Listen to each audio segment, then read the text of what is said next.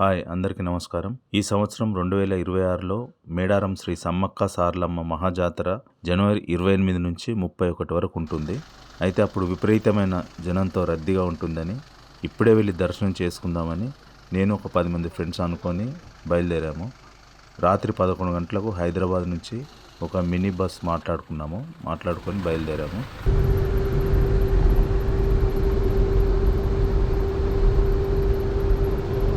ఇప్పుడు రాత్రి 2 గంటలు అవుతుంది. ఇక్కడ శ్రీ ఘట్టమ్మ తల్లి దేవాలయం దగ్గర ఆగామందరం.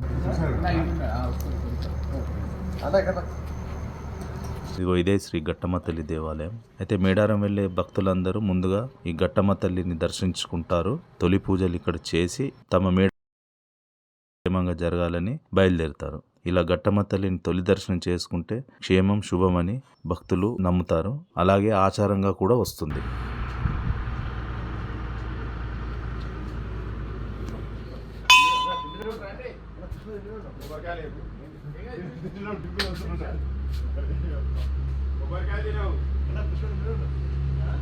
ఈ మేడారం ములుగు పట్టణానికి 45 కిలోమీటర్ల దూరంలో తాడ్వాయి మండలంలోని మారుమూల అటవీ ప్రాంతంలో ఉంటుంది. ఉదయం 6 గంటలకు మేడారం చేరుకున్నాము. ముందు ఇక్కడ శ్రీ జంపన్న వాగు దగ్గర ఆగి కొంచెం ఫ్రెష్ అయినాం అందరం. మేడారంలో అమ్మవార్ల దర్శనానికి వెళ్ళే భక్తులందరూ ముందుగా జంపన్న వాగులో పుణ్యస్నానాలు చేసి ఆ తర్వాతనే శ్రీ సమ్మక్క సారలమ్మ దర్శనం చేసుకుంటారు. ఇవాళ మేడారంలో ఏవో ప్రత్యేక పూజలు ఉన్నాయని దర్శనాలు రద్దు చేశారంట.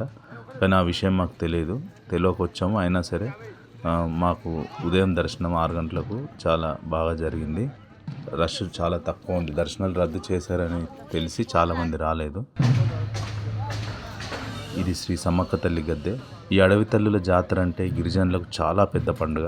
ఎంతో మహిమాన్వితమైన తల్లి సమ్మక్క తల్లి.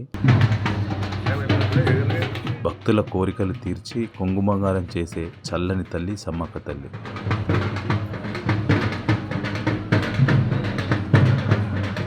ఇది శ్రీ సారలమ్మ తల్లి గద్దె. సమ్మక్క సారలమ్మలు ఇద్దరు తల్లి బిడ్డలు. అయితే పూర్వం కాకతీయ రాజులతో జరిగినటువంటి పోరాటంలో తల్లి బిడ్డలు ఇద్దరు వీరమరణం పొందారని ఇక్కడ కథ ప్రాశస్త్యంలో ఉంది.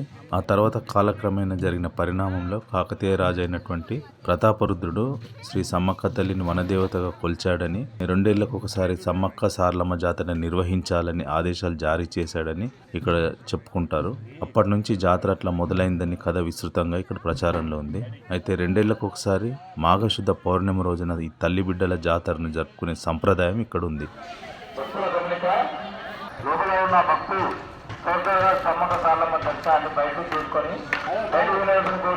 ఇక్కడికి వచ్చిన భక్తులు అమ్మవార్లను దర్శించుకున్న తర్వాత తమ కానుకలు హుండీలో సమర్పిస్తారు. అయితే కొంతమంది భక్తులు ఆన్లైన్లో కూడా సమర్పించుకోవడం కోసం ఇక్కడ కొన్ని స్కానర్లు ఏర్పాటు చేశారు. ఇవే ఆ స్కానర్లు. భక్తులు ఈ స్కానర్ల రూపంలో కూడా తమ మొక్కులు తీర్చుకోవచ్చు.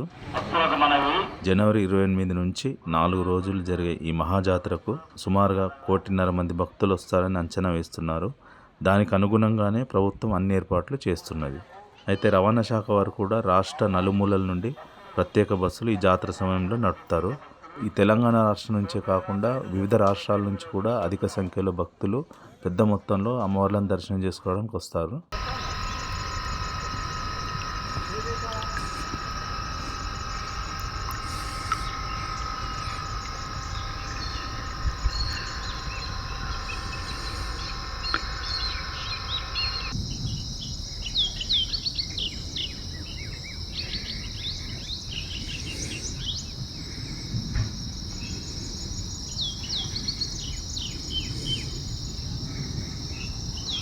మేడారం సమ్మక్క సారలమ్మ తల్లి దర్శనం చేసుకున్న తర్వాత ఇంకా దగ్గరలో ఉన్న పొలాలలోకి వెళ్ళి వంటలు చేసుకొని తిన్నామండి.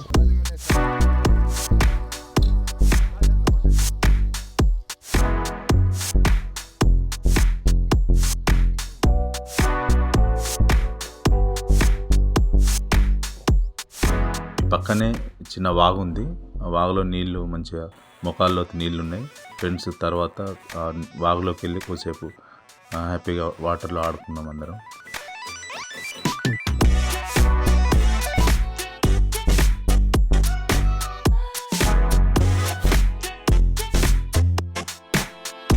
ఈ ఈ వీడియో మీకు నచ్చిందా? నచ్చితే లైక్, షేర్ అండ్ సబ్స్క్రైబ్ చేయండి. Thank you.